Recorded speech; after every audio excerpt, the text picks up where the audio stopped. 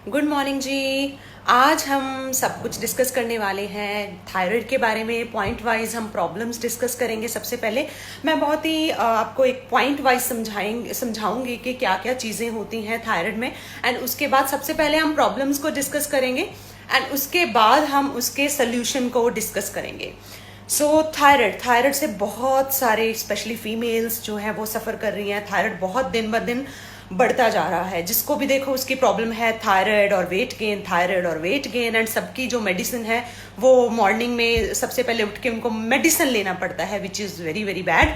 तो हम point wise discuss करेंगे। सबसे पहले हम बात करेंगे थायराइड एंड आयोडीन एब्जॉर्प्शन का। कहा जाता है कि अगर आपको थायराइड है तो इट मीन्स आपका आयोडीन का ऑब्जॉर्प्शन जो है वो अच्छा नहीं होता है, बॉडी में एब्जॉर्ब नहीं हो पाता है, जिस वजह से आपकी थायराइड की प्रॉब्लम बढ़ती है। इनफैक्ट तभी आपको कुछ सब्जियां एंड कुछ चीजें मना की जाती हैं, जैसे क्रूसीफ्यूरियस जो सब्जियां हैं वो मना की जाती हैं कि थायराइड में आपने नहीं लेनी है, जो कि बिल्कुल ठीक भी है कि आपका जो आयोडीन का एब्जॉर्प्शन होना बहुत ही जरूरी है आपकी जो थायराइड की अच्छी फंक्शनिंग के लिए। सो उसके लिए मैं आपको एक चीज बताने जा रही हूँ। उसके लिए मैं आपको बताऊंगी जलकुंभी।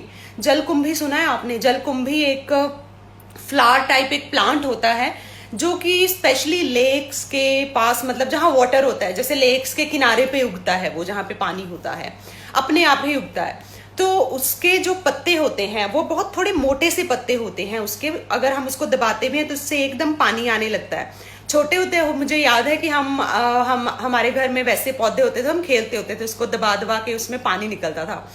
तो वो जो जूस है that is very very beneficial in hypothyroidism. अगर वो जूस आप निकालते हो पत्ते में से तो 3 to 4 स्पून अगर जलकुंभी के पत्ते का आप जूस लेते हो अर्ली मॉर्निंग उठ के, या फिर आप मील के बाद, ब्रेकफास्ट के बाद लेते हैं, तो देखा गया है कि वो आपके आयोडीन की एब्जॉर्प्शन को बढ़ाता है, जिससे आपका जो हाइपोथायराइडिज्म है वो भी आपकी फंक्शनिंग में उसके जो है वो फर्क आता है। सो आयोडीन वाला है ना। एंड सेकंड पॉइंट में मैं एक और जूस बताऊंगी जो कि थायराइड के लिए बहुत अच्छा है। बनाना कैसे है, आपने 3 चीजें लेनी है। आपने घिया, एक व्हीट ग्रास एंड एक एलोवेरा। जो घिया है कोशिश करें वो, जैसे आजकल सीजन है, वो सीजनल होना चाहिए। एंड जो कच्चा घिया होता है, नॉट वो पका हुआ, उसमें बीज नहीं होने चाहिए। देन व्हीट ग्रास मैंने पहले भी अपने वीडियोस में बताया है कि जो कनक के दाने होते हैं, अगर आप गमले में, घर पे ही गमले में अगर उसको लगा लेते हो तो वो छोटे छोटे जो 7 to 15 डेज के अंदर वो छोटे छोटे स्टिक्स निकलने स्टार्ट हो जाते हैं, ग्रीन कलर के ग्रास उगना स्टार्ट हो जाता है। देन आप उसको कट करके फ्रेश उसको धो के वो डालना है आपने, व्हीट ग्रास फ्रेश डालना है। घर पे आप गमले में आराम से लगा सकते हो। एंड देन हमने एलोवेरा लेना है। एलोवेरा भी हमने फ्रेश लेना है, जो कि अगर एलोवेरा का पौधा लगा हुआ है घर पे तो उसकी एक जो स्टिक है उसे तोड़ के काट के उसके बीच में से 1 स्पून आपने एलोवेरा का जेल निकालना है। तीनों चीजों में आपने थोड़ा सा आधा घिया ले लेना है, आपने थोड़ा सा व्हीट ग्रास ले लेना है एंड 1 स्पून आपने एलोवेरा का जेल ले लेना है। देन उसमें 1 ग्लास पानी डाल के उसको अच्छे से ब्लेंड करके वो जूस लेना है। वो आपकी थायराइड फंक्शनिंग में बहुत ही हेल्प करता है। इनफैक्ट आपको थायराइड क्योर करने में हेल्प करता है। तीसरा पॉइंट में कवर करूंगी relation of metabolism and thyroid.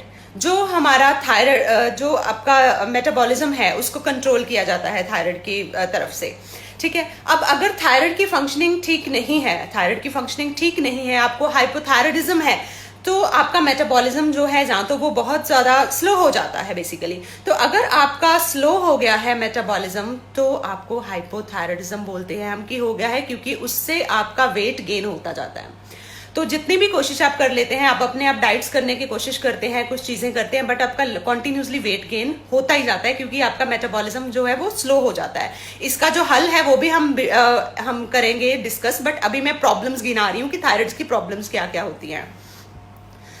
Fourth, protein and thyroid की बात करेंगे हम। जो आपका प्रोटीन है उसको बॉडी में लगना, जैसे हमारा की हेयर है या स्किन है और बिल्डिंग ब्लॉक्स का काम करता है प्रोटीन। हमारा हेयर जो प्रोटीन का बना हुआ है, स्किन प्रोटीन का बना होता है, प्रोटीन के बहुत सारे फंक्शंस हैं। तो अगर आपका जो फंक्शनिंग थायराइड की ठीक नहीं है तो वो प्रोटीन अच्छे से आपको जहां चाहिए वहां लग नहीं पाता है, क्योंकि प्रोटीन के बहुत सारे एंजाइम्स होते हैं जो कि वर्क करते हैं आपकी बॉडी में। लाखों एंजाइम्स होते हैं जो कि थायराइड की फंक्शनिंग अगर ठीक नहीं है तो वो भी अपना काम ठीक से नहीं करते हैं।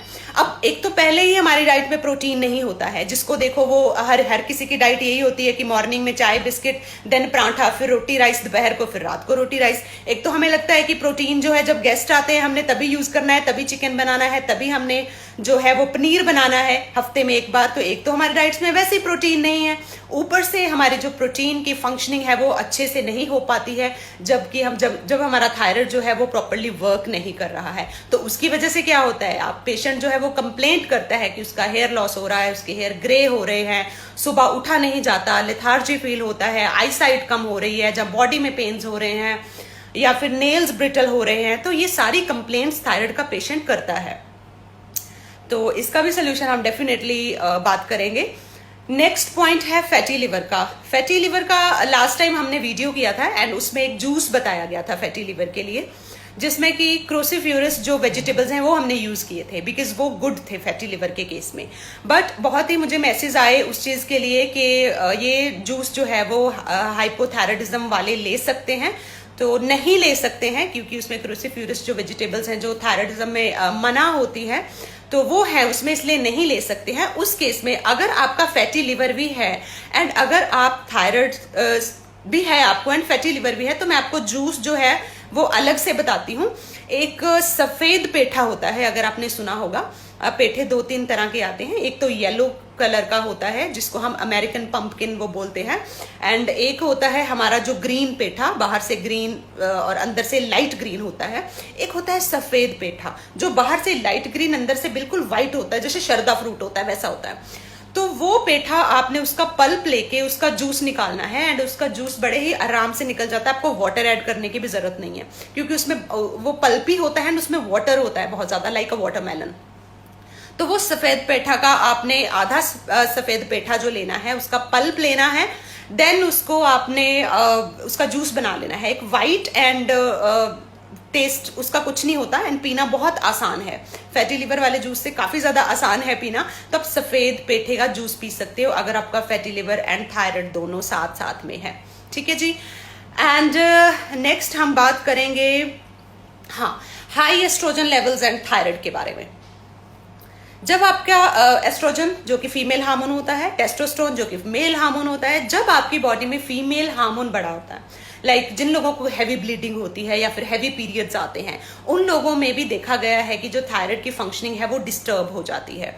या फिर हमने ये देखा है कि जैसे प्रेगनेंसी में क्यों चांसेस होते हैं थायराइड होने के, क्योंकि ऑब्वियसली प्रेगनेंसी में आपके एस्ट्रोजन लेवल्स बड़े होते हैं। जब आपकी बॉडी में एस्ट्रोजन लेवल्स बड़े होते हैं तो वो आपको थायराइड ग्लैंड जो है उसकी फंक्शनिंग को ब्लॉक करता है। तो एस्ट्रोजन प्रेगनेंसी में बड़ा होता है, इसलिए जेस्टेशनल थायराइड होने के चांसेस होते हैं प्रेगनेंसी में। एंड जिन लोगों को हैवी पीरियड्स होते हैं, जब ब्लीडिंग होती है ज्यादा, उन लोगों को भी थायराइड की फंक्शनिंग जो है उनकी प्रॉपर नहीं होती है। Then the next point is antibodies and thyroid के बारे में, कैसे ये ऑटो इम्यून डिजीज है। हाइपोथायराइडिज्म जो कि ऑटो इम्यून डिजीज है, इसमें क्या होता है, जैसे कि हमारी बॉडी जो है वो भगवान ने ऐसे बनाई है कि अगर बाहर से कोई रिस्क आ रहा है, बाहर से कोई खतरा आ रहा है, तो हमारी बॉडी में खुद से ही ऐसी चीजें हैं कि वो उसके साथ लड़ने के लिए तैयार हो जाती है, उसको सिग्नल आ जाता है ना। तो क्या होता है कि जब आपको हाइपोथायराइडिज्म का ऑटो इम्यून डिजीज होता है तो उसमें आपके जो थायराइड ही आपके एंटीबॉडीज को बनाता है एंड वही एंटीबॉडीज थायराइड को अटैक करते हैं। मीन्स वही एंटीबॉडीज भी बनाता है, थायराइड ही एंटीबॉडीज प्रोड्यूस करता है एंड वो थायराइड को ही अटैक करते हैं, जिसकी वजह से उसकी फंक्शनिंग प्रॉपर नहीं होती है। उसकी फंक्शनिंग प्रॉपर ना होने की वजह से आपको हेल्थ से रिलेटेड बहुत सारे इश्यूज आते हैं एंड ऑटो इम्यून जो है ये डिजीज है। नेक्स्ट है सोया एंड हाइपोथायराइडिज्म का रिलेशन, है ना। सोया में फाइटोएस्ट्रोजेंस होते हैं बेसिकली, इसीलिए हम मना करते हैं कि आप जो अगर आपका थायराइड जो है, अगर आपको हाइपोथायराइडिज्म है तो soya is not good for you, क्योंकि उसमें आपके फाइटोएस्ट्रोजेंस होते हैं। फाइटोएस्ट्रोजन जो आपके होते हैं वो थायराइड की फंक्शनिंग को ब्लॉक करते हैं, थायराइड की फंक्शनिंग को जो है वो कम करते हैं, तो इसलिए मना किया जाता है। देन एक चीज मैं और बोलना चाहूंगी नेक्स्ट पॉइंट में, बड़ा ही इंपॉर्टेंट चीज, जिन लोगों को हाइपोथायराइडिज्म होता है हमेशा देखा गया है कि उनका B12, vitamin D3, iron, HB हमेशा कम ही रहता है। चाहे उनके सप्लीमेंट्स भी चल रहे होते फिर भी हमेशा कम ही रहता है, बॉर्डर लाइन पे ही रहता है। क्यों? क्योंकि जैसे मैंने पहले बताया कि थायराइड जो है हमारे ओवरऑल वेलबींग के लिए, हमारी बॉडी के लिए पता नहीं कितने लाखों ही एंजाइम्स हैं जो वर्क कर रहे हैं अब्जॉर्प्शन का एंड मिनरल्स का with the help of thyroid. तो जब आपका थायराइड प्रॉपरली वर्क नहीं करता है तो बाइल भी अच्छे से नहीं बनता है, जिसकी वजह से आपके विटामिन जो हैं वो फैट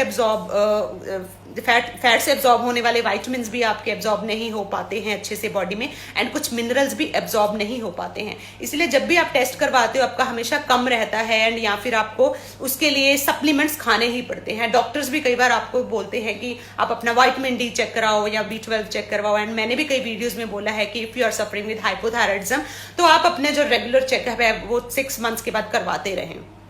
तो ये सारी चीजें जो है वो थायराइड के पेशेंट को, हाइपोथायराइडिज्म जिसको है, उसको फेस करनी पड़ती है। Now come to the solution. Solution बताना बहुत जरूरी है। तो सोल्यूशन अगर हम बात करें तो सोल्यूशन ये है, सबसे पहले तो डाइट का पता क्या चक्कर है। अब अगर किसी को हाइपोथायराइडिज्म है, जैसे मैंने सब कुछ आपको डिस्कस कर दिया कि मेटाबॉलिज्म को मेन कंट्रोल करता है, and metabolism is the rate at which body Burns fat.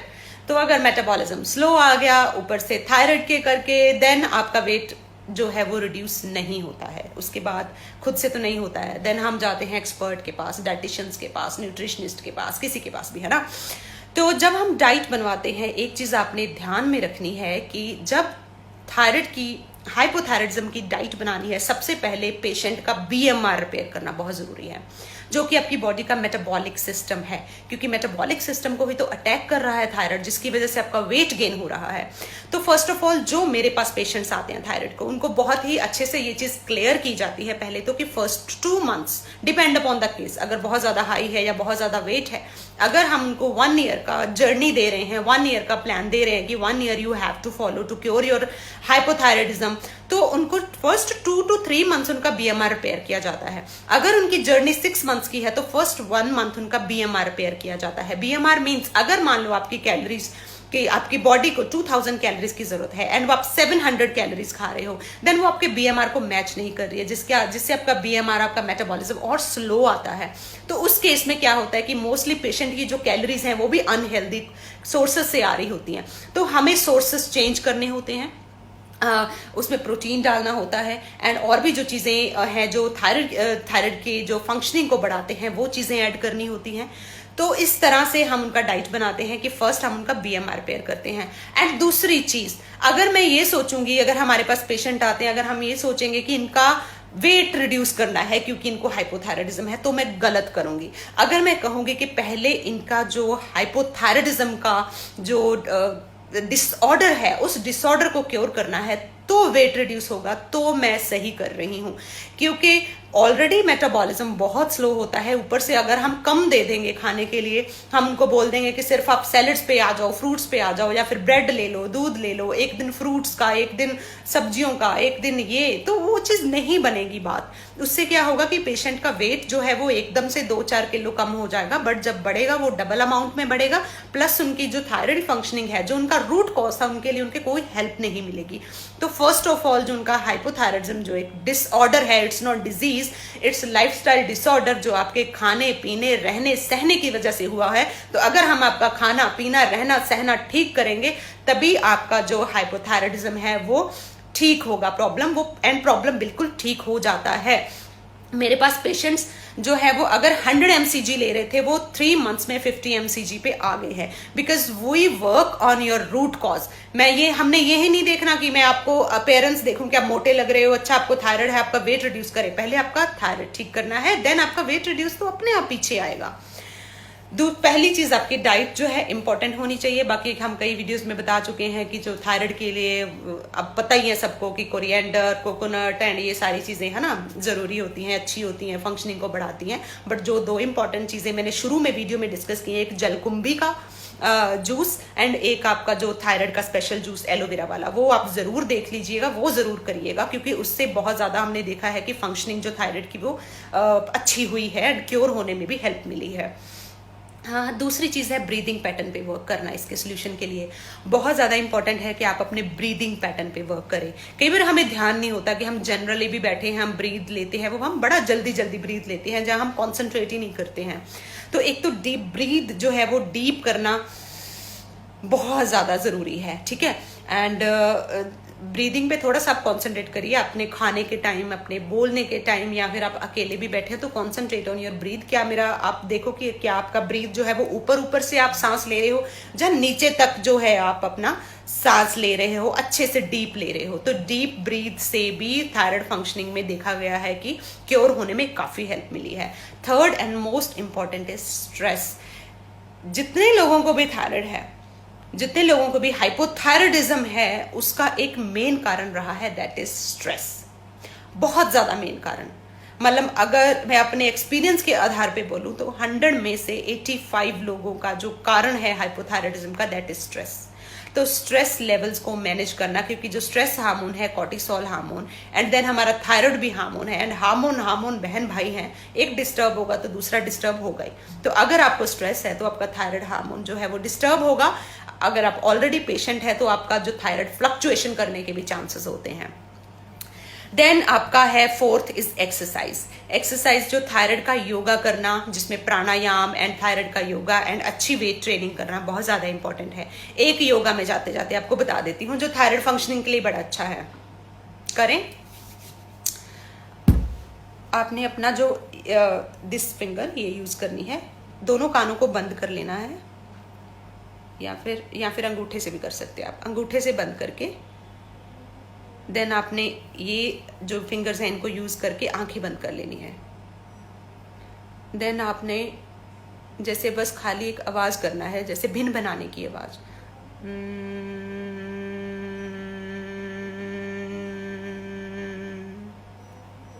तो ये अपने 1 मिनट से स्टार्ट करना है, 1 to 5 मिनट्स आप कर सकते हो। जब आप ये करोगे तो एक तो आपको जो है वो आंखों में थोड़ा सा ब्लैक वाइट्स वो चीज़ें नजर आएंगी, तो रिलैक्सेशन भी होगी आपकी। और जो आप वाली आवाज़ करते हो आपको ऐसे लगेगा जैसे मधुमक्खी भिनभिनाती है, वैसी आवाज़ आएगी। एंड वो आपकी थायराइड की एक्सरसाइज हो रही है, ग्लैंड की, जो आपकी थायराइड ग्लैंड है उसकी एक्सरसाइज है ये। And this is very very beneficial. ये तो आप करना स्टार्ट कर ही दो। एंड जो जूसेस मैंने शुरू में बताए थे, तो अदरवाइज जो थायराइड की डाइट है, this is very very important, क्योंकि उस चीज़ को हम लेते कैसे हैं, बीएमआर कैसे रिपेयर करना है। पहले बीएमआर रिपेयर करना is must in every case, but अगर मैं हाइपोथायराइडिज्म की बात करूं तो बहुत ज़्यादा ज़रूरी है। नहीं तो हाइपोथायराइडिज्म आपका क्योर नहीं हो सकता है। उधर से डॉक्टर आपको बोलेगा कि आप वेट कम करो, इधर से आपकी डाइटिशियन बोलेगी कि आप डॉक्टर को दिखाओ, आपका थायराइड बढ़ रहा है। और जो ले पर्सन है बेचारा क्या करेगा, वो बीच में फंस जाएगा, उसको समझ नहीं आएगा, उसी नासमझी में वो उसका वेट भी गेन होता जाएगा एंड उसके एमसीजीज भी बढ़ते जाएंगे।